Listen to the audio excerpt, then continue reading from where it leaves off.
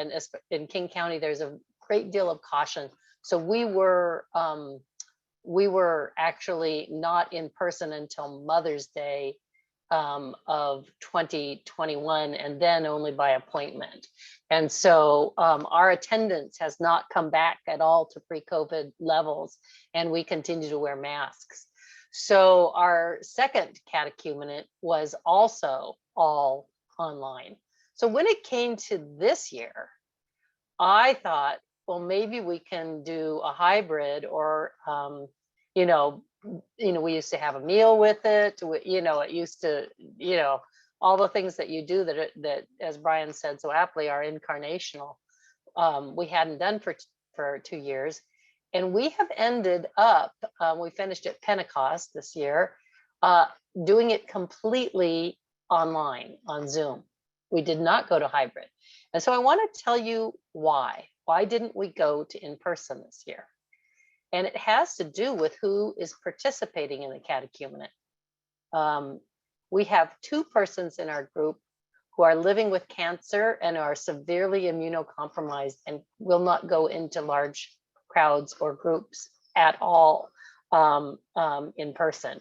And so they needed and required an online experience.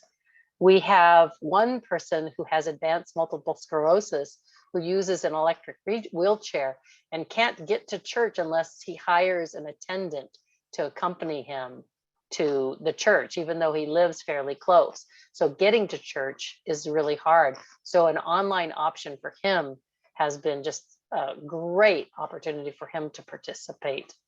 We have one participant who lives in a small town in the San Joaquin Valley of California, where her Episcopal church a number of years ago departed the denomination and is now part of a breakaway Anglican diocese in which she is no longer comfortable.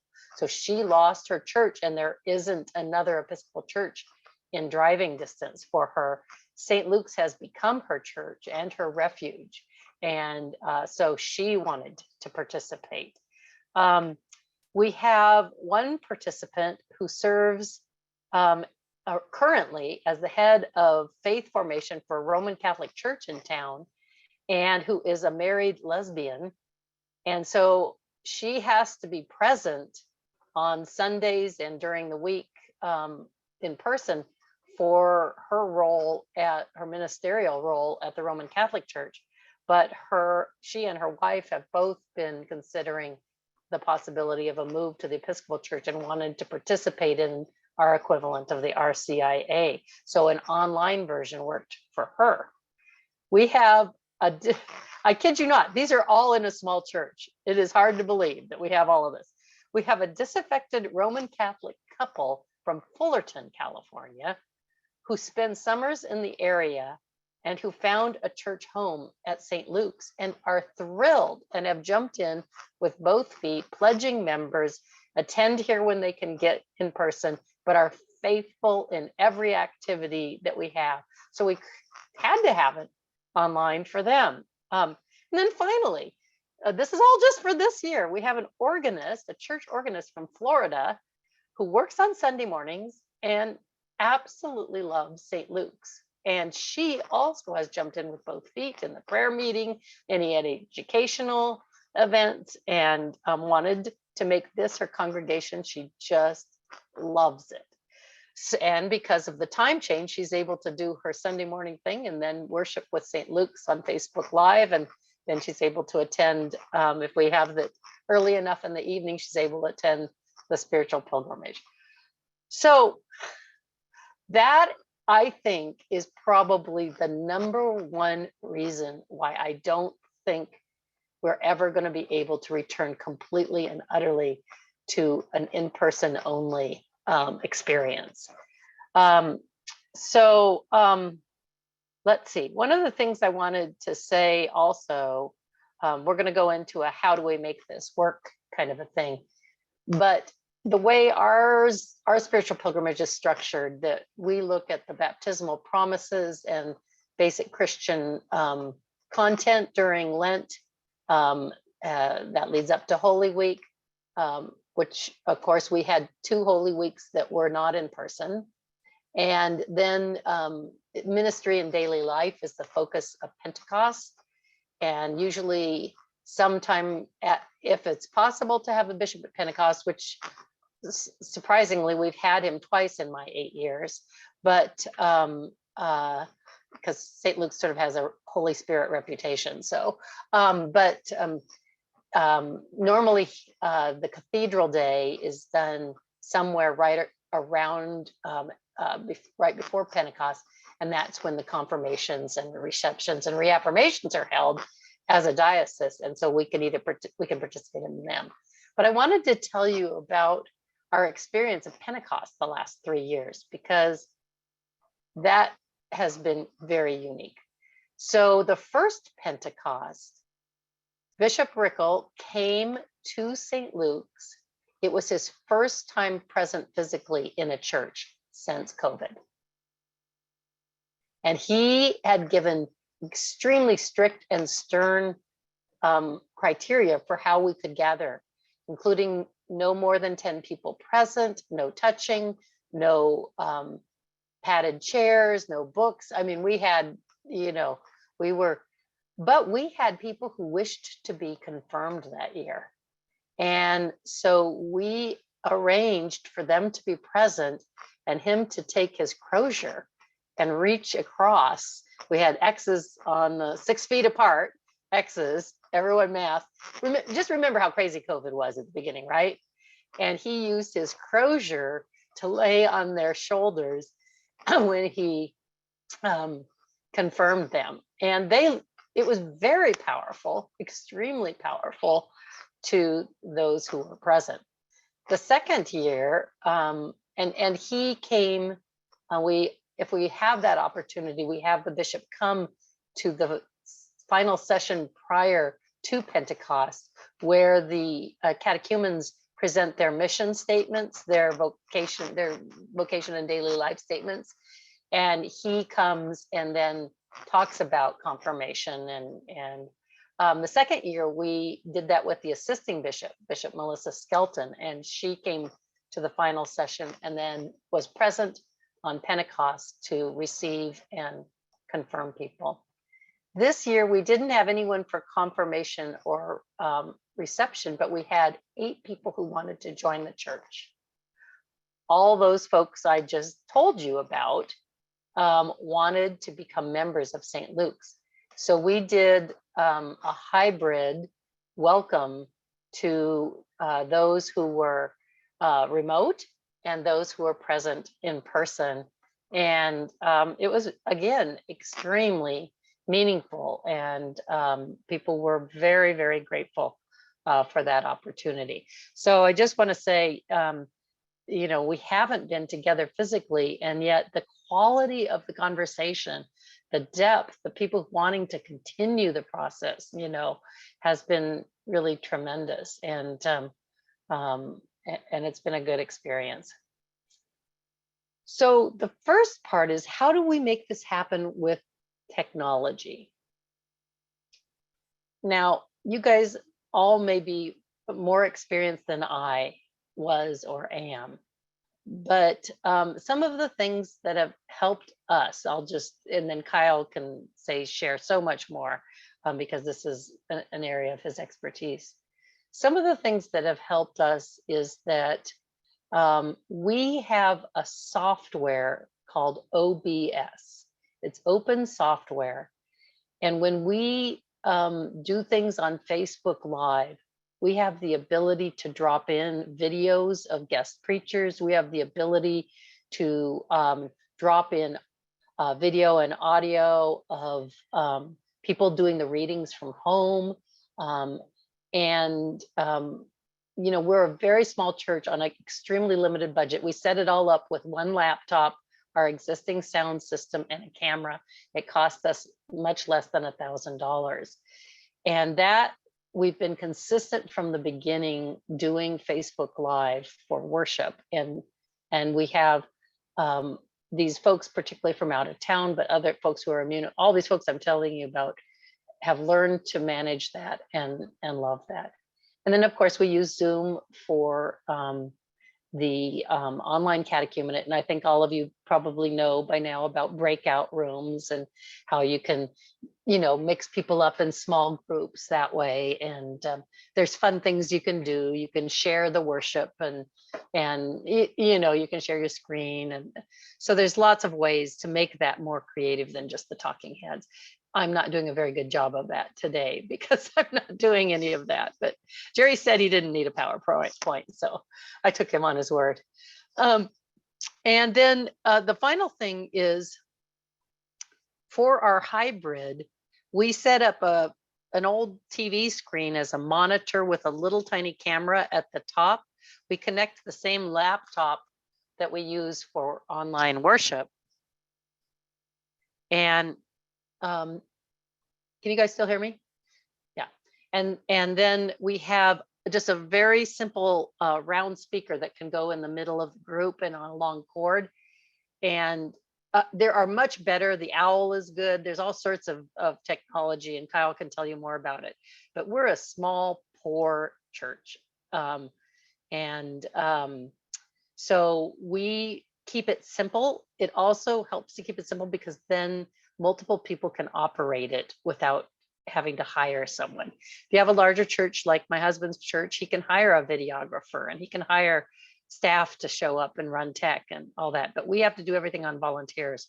So I want to speak on behalf of small churches and say you don't have to have a lot of money or a lot of sophistication to run an effective online catechumenate. And if you have questions or comments, put them in the chat. We're going to have time for questions and comments in just a bit. Another thing I wanted to talk about is recruitment.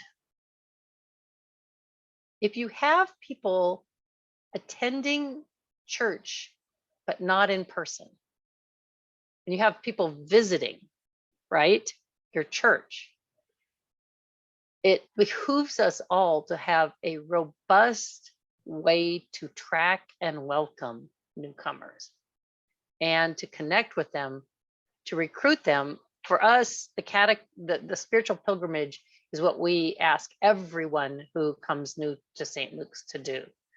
We find it's the best way for everyone, wherever they are on their journey, to connect and become incorporated into their own life of faith and the life of the community. So what we have is on Sunday mornings, we have assigned greeters online as well as assigned greeters in person. And so we encourage a very robust comment section on Facebook Live. Now, of course, a lot of people turn into Facebook Live services after they're over, so they can't make a comment, or they tune in not using a Facebook account, so they can't make a comment. But for those who can, we probably get anywhere between 35 and 50 comments every Sunday for, a small church.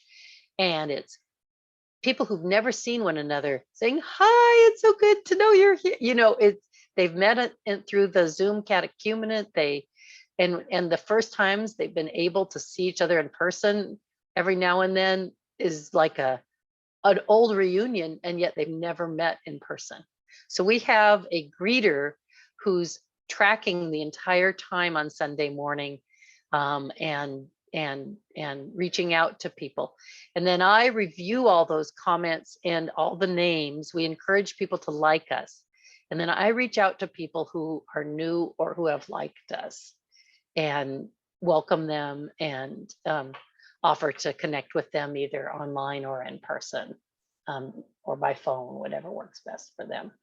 So that helps with recruitment for participation in the catechumenate. Yeah. So then I think the last thing, and Brian and Michael both mentioned this too, is, and I don't have a good answer for this, so I'm hoping that when we start, I'm going to offer it up for discussion in just a minute, is how do we make real the signs and the symbols? And I'm sure you've tried many things. Our first year, we did a couple of things. At Easter, we did Easter bags. We had blessed pre-wrapped communion, which, I didn't like that, but people were desperate to receive. We had, and I think Brian's church did this too, and yours may have also. We had a variety of things that people could touch and hold, a cross for Good Friday, and other a plant, a pansy to plant as a symbol of new life. Just it's not the same. I'm not pretending it's the same, but people, a candle. Oh, we had and we had bulbs, blooming bulbs, and so people could. But if you remember, that first Easter was so desperate and depressing and awful. And when I last year, when one of my parishioners died, who was completely alone, we have a very active ministry to the homeless, and he was formerly homeless, and I was his only person. And when I went to clear out his apartment, he had nothing, hardly anything personal. He had hardly any possessions, but he had that cross and that card and that liturgy lined up like on a little tiny table, like a mini altar. And you just have to think that, that was meaningful. He felt connected and touched by the worship. And then in Advent, we did an Advent retreat where, to prepare for Advent, it was great. Brian's church and mine did it together. We delivered all the supplies to 75 participants between our two churches, and we had us children. It was all generational. We had a children's story where they could make hot chocolate and get a story told to them. They made Advent wreaths as singles or family groups or home groups. They had prayers and experiences of Advent. We planted narcissus bulbs in rock so that people could watch that come up over the 4 Sundays of Advent. People still talk about this. One of Brian's parishioners still calls me the Martha Stewart of Advent wreaths, which I am not, but they just thought it was so cute that I'm demonstrating all of this. So yes, we did encourage sacred space and an altar. We encouraged people to develop home altars.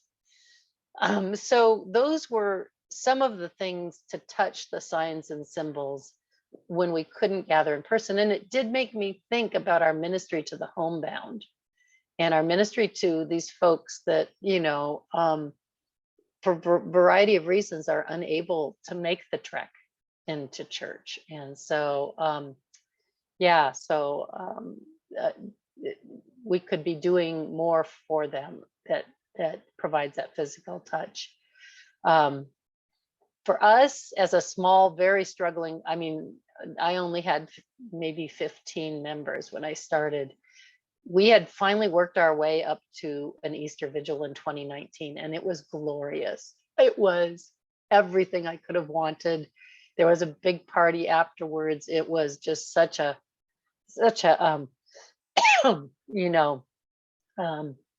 just a great thing. And so we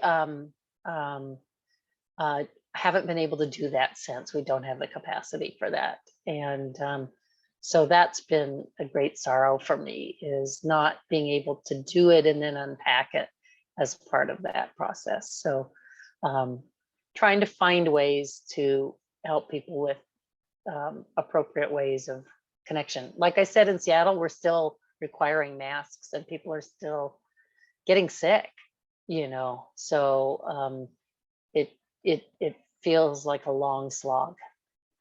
All right, I will stop talking and invite comments and questions, and Kyle can monitor some of that if need be.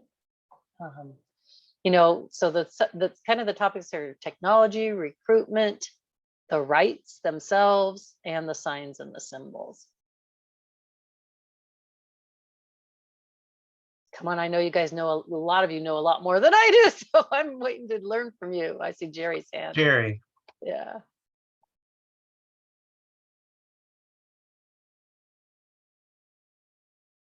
And you're muted, Jerry. We had a discussion with the JBL Advisory Board before we even found out that you were doing this, Britt. And one of the issues that came up was the concern about cohesiveness, especially in terms of doing the catechumenate entirely online. Has that been an issue for you? Or Kyle, you may be able to address that more because you raised it in terms of at least that the issue is there. Can you tell me what you mean by cohesiveness? That's why I'm turning it over to Kyle. Do you remember? I'm trying to remember what I meant by that. Okay. Do you remember what what was my concern? We were talking about the possibility of an online catechumenate, and that one of the issues that needed to be addressed would be that of cohesiveness among of the group coalescing. Yes. Coalescing. So this is from my background originally in doing digital learning, online learning.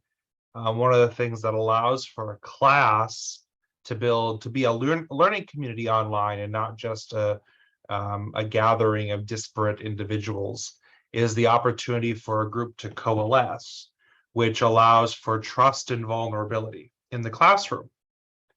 And one of the things that I've been trying to think about how this works for the catechumenate is that how to provide a space, a virtual or a digital space, that allows for the same possibility of coalescing to provide the trust and vulnerability. And it can happen.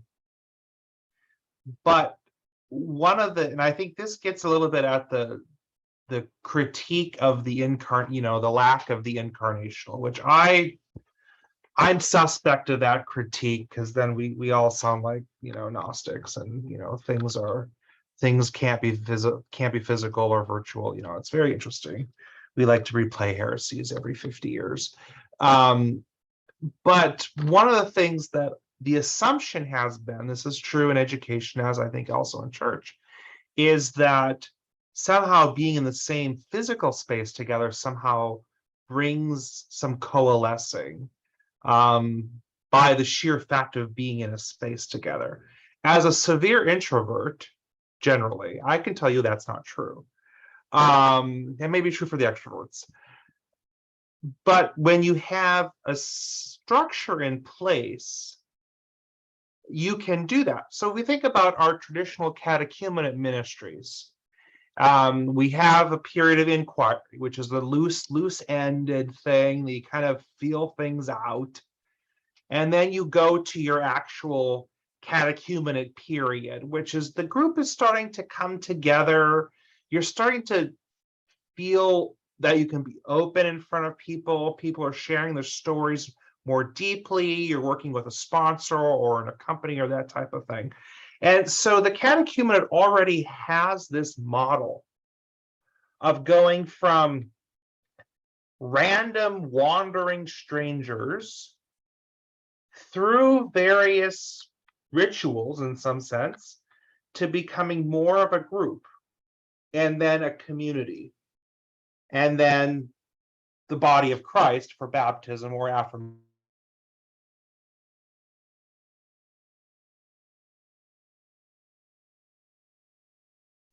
Kyle, you've just frozen. So I'm going to talk a little about cohesion and ask Michael to talk a little bit about it too, because our experience has been of dramatic, intense vulnerability and cohesion online. There you are, Kyle. Now you're back. I know. I saw you all stop for a minute. So the phases of engagement in online education operate the same way. You build in mechanisms at the beginning of a course to create this coalescing to happen, to develop a learning community. And so what's been great in my own thinking is that the catechumenate, it was already, you know, if we want to, you know, believe the myth of the golden age of the catechumenate of the 4th and 5th century, the 1600-year-old thing already had this phases of engagement approach built into it. And so I think actually doing it online works. But again, it has to be more intentional online than when you're in the room physically together.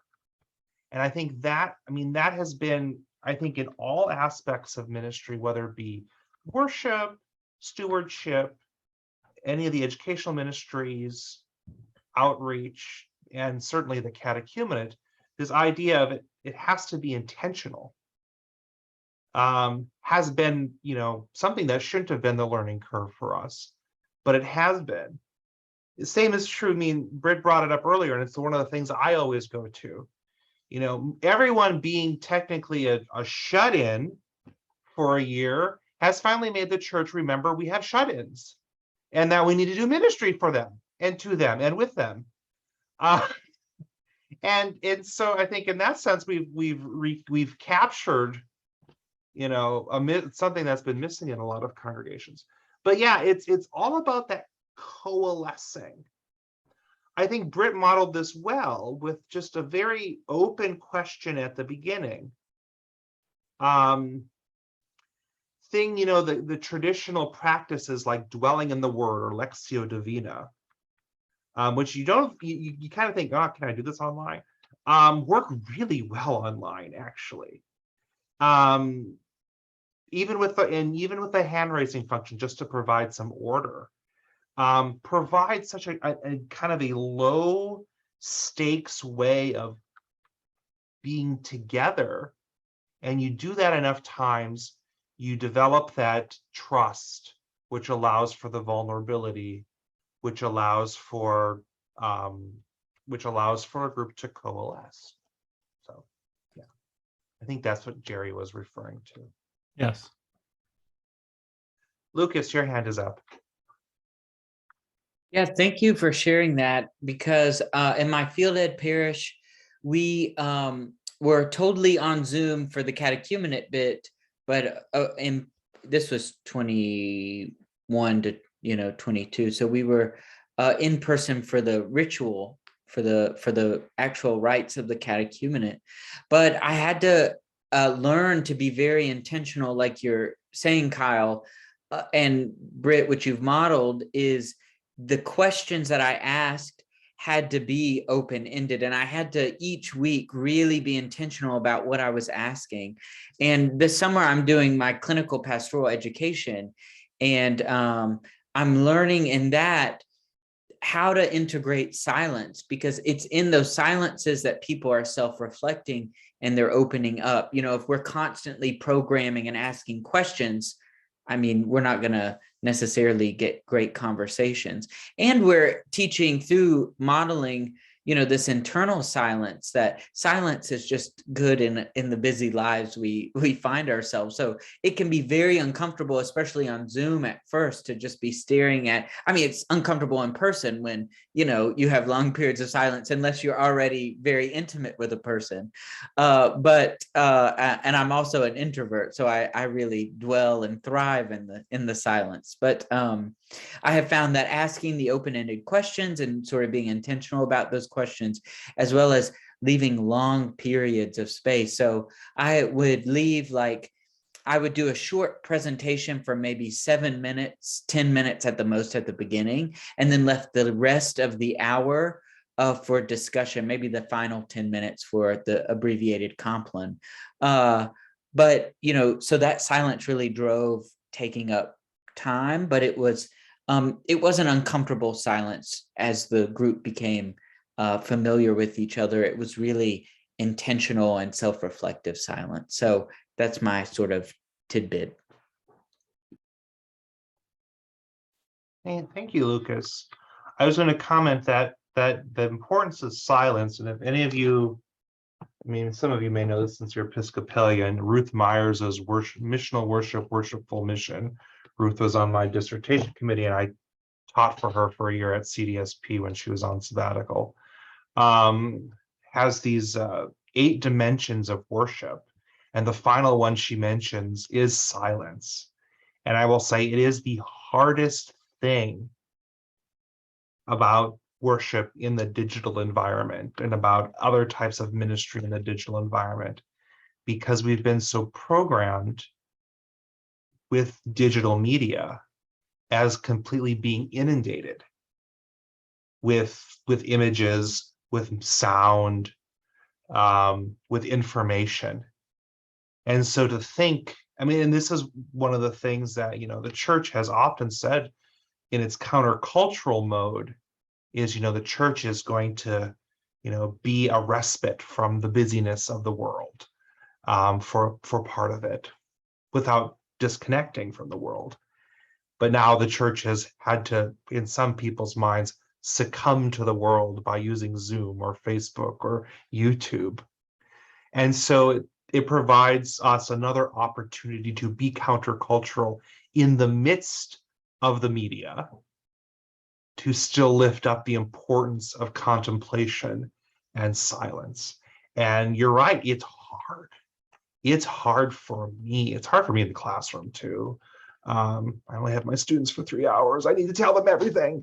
That's really hard on Zoom. And it's, for me, I'll say a growing edge. But yes, again, intentional helps. Circling back to something Britt had said earlier, and Jerry had asked about, is the space too. Another one of Myers's dimensions of worship. Part of helping have that silence is to craft a space that is intentional, where you can engage in the catechumenate or engage in worship or whatever ministry you're doing. I'm breaking my own rule because I'm doing this from my office, which I probably shouldn't, because this is where I teach and take God knows how many meetings every week. But it also has the best lighting, so that, I have to balance it there. But would it be possible to develop a space or move your laptop or something somewhere that specifically, this is where I'm going to do, where I'm going to not be disconnected from the world, but where I can focus and keep my attention on that. And that allows for the formation to happen rather than constantly being distracted by the 7 or 8 different windows you have open on your computer, or the people that are over here, what have you. So yeah, just those, I think those to me really, when it comes to this, the silence and the space go hand in hand with that idea of intentionality. And this is Britt's show, so I'll hand it back to her. Oh, no, this is great. I really want to affirm what a lot of you have said. And the key thing, the thing I experience most with the catechumenate is my desire to impart information, which is not the same as facilitating formation. Those are very different. And for Lou, that's probably the thing I would most say to you. You asked about a book. I don't ever look at a book. I look at lots of books, but there is no technical manual for the catechumenate. I've seen people try to do it to the manual, and it's a little lifeless for me, but each gathering is a holy gathering, and the intentionality with which you ask the opening question is the key. So yes, Lucas, yes. And that I work probably harder on the opening question than I do on anything else. And we do the brief teaching piece after the opening question. And, you think about it, each year I've started with people who haven't even seen each other in person.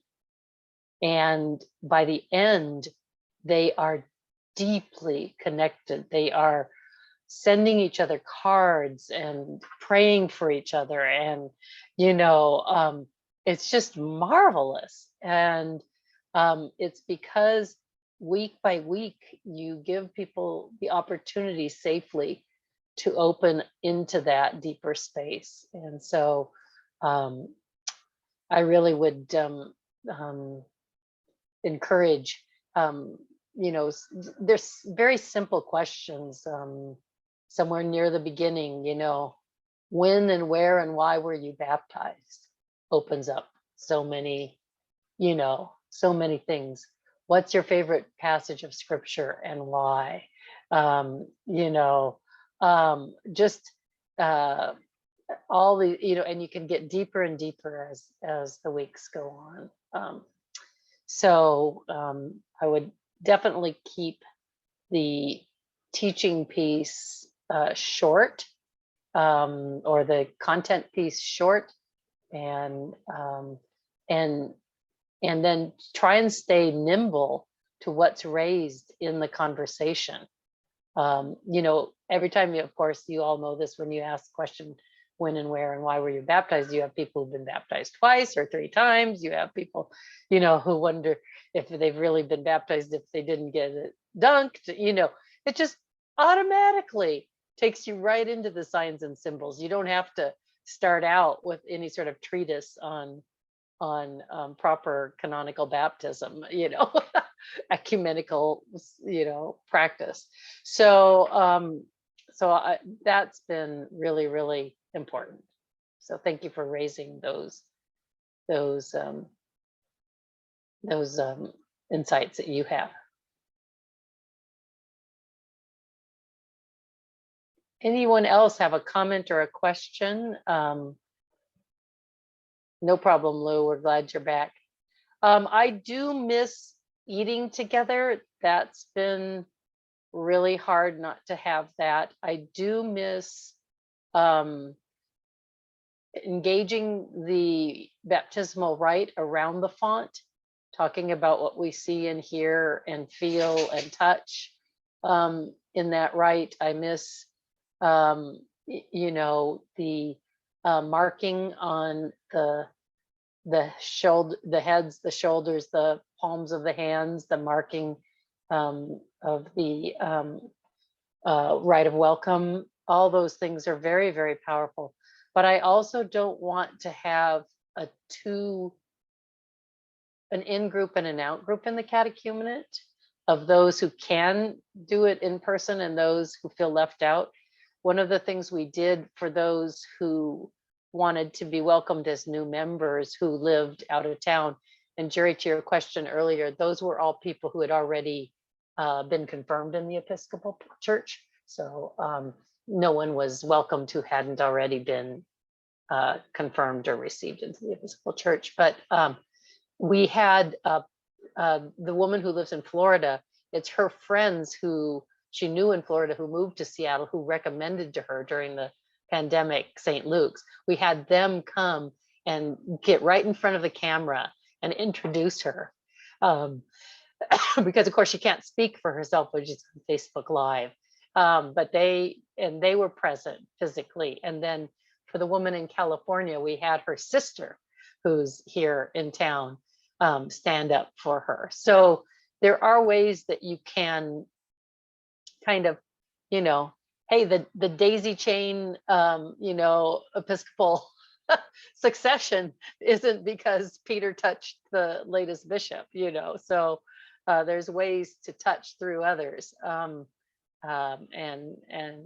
So those are just, I think they're pastoral sensibilities that we have to what will be meaningful to people, to help them to feel connected and incorporated.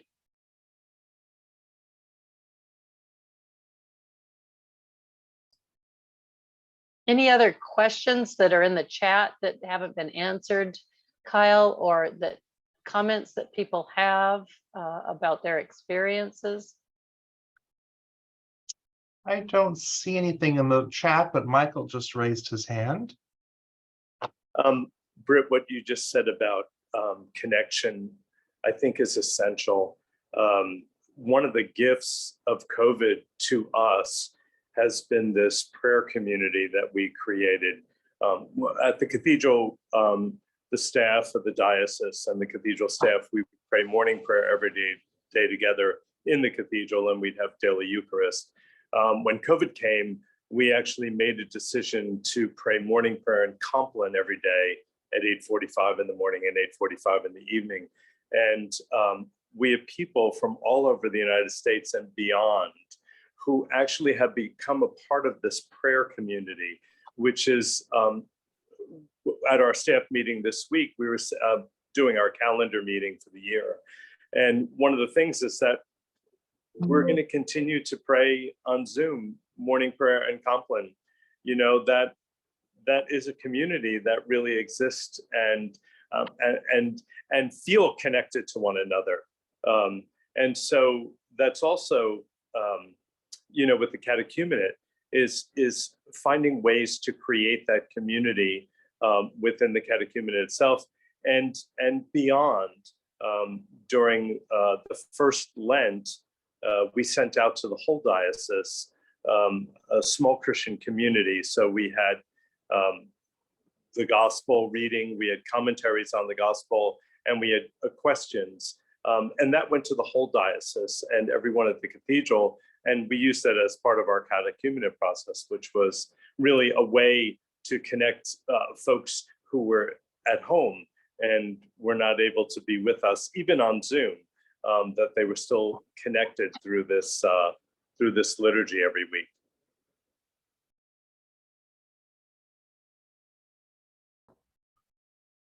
Jerry, we see your hand. Thank you. It's a technical remark. Just before other people leave and scatter, we are sending out a survey on this. It's one of the most recent developments in terms of asking for your input on how this has been. So that should go out right at 6:30 Pacific time. So you should get it soon. And please send it in and fill it up and send it in. It's only supposed to take 3 minutes according to SurveyMonkey. So thanks. Well, thanks. And that seems like a good place to end our conversation tonight. I know many of you have other things you need to get to and have had to leave already, but I'm just so very grateful for all the wisdom in the room and for the ways we've been able to connect across the country and through our different settings. And I hope that there will be ways to continue to foster those kinds of connections through the journey to baptismal living. And yeah, this has just been great. And I know that someone on the board of the journey to baptismal living is looking for young people to join her in a working group, and I'm going to give her Lucas's contact information. So I don't know who she considers young, but he seems young. So if you know of any other young folks, I can refer them to Dr. Sarah Barton, who's doing some work with JBL. So thank you, everyone. I don't know if Kyle or Jerry want to say anything more before we end. All right. I was just going to say, just again, thank you for coming. And if you have not yet already looked at our website, I've just put that in the chat, and it's currently going through some revisions. And I think actually there's a picture of Brian there on the front in one of the photos, and he disappeared already. But check back. Well, he did used to be president of the organization. He did. Well, we need to update our photos. Yeah. I think Brian was president when I joined back in the old NAC days. So check back and continue to look for things if you're interested in learning more about the catechumenate. Join our mailing list so that you can get direct access to our material. But of course, thank you for those of you who saw it in Episcopal News Service. And if you, just in a technical sense, if you really want if you're wanting to live stream worship and do it well without a lot of tech expertise, like Britt was saying, that sometimes congregations run into that. Here's a great solution from Logitech called the Mevo. Lots of congregations use it. You can have 3 cameras wireless, do the switching on your phone. In my congregation, the pastor actually is able to do it very easily from his iPhone.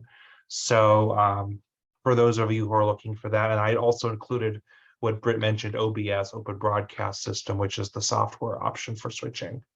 But that's all I have. Jerry, do you have anything to conclude with? I do not, except to thank Britt profusely for agreeing to do this and for Kyle for hosting this. So thank you both. And thank you to everyone who has come and joined in the conversation.